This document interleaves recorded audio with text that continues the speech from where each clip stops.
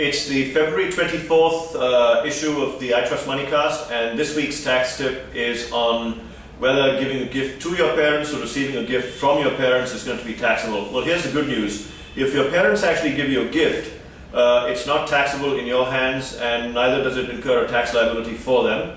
If you happen to give a gift to your parents, likewise, there is no tax liability that your parents are going to have or any tax liability that you incur. The reason for this is that there is a blood relationship between you and your parents, and the tax law allows for certain conditions or certain types of relationships and conditions under which there is no provision of gift taxes. So what are some of these conditions? First of all, you need to be a relative. I'll talk to you about what a relative is. Secondly, if you receive gifts at the occasion of your marriage, then it's not taxable. Or if you receive something as a part of your inheritance or as a part of the planning of in anticipation of the death of the payer, then these kinds of gifts are non-taxable.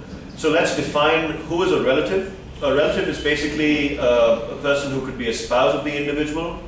It could be someone who is a brother or sister of the individual or the spouse or the parents in this case. It could also be someone who is a lineal ascendant or descendant of the person who is actually receiving the gift. So it's a fairly wide definition as far as relatives are concerned, but there are certain instances under which you will actually have to pay taxes if you receive a gift, particularly if it's from someone who's not a relative, even if it's friends. If the amount that you receive in cash happens to be above 50,000 rupees, then the entire amount is going to be taxable.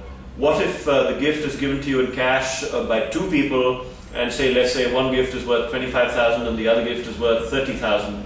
Well, the cumulative amount then happens to be greater than 50,000, and the entire amount would be taxable in your hands.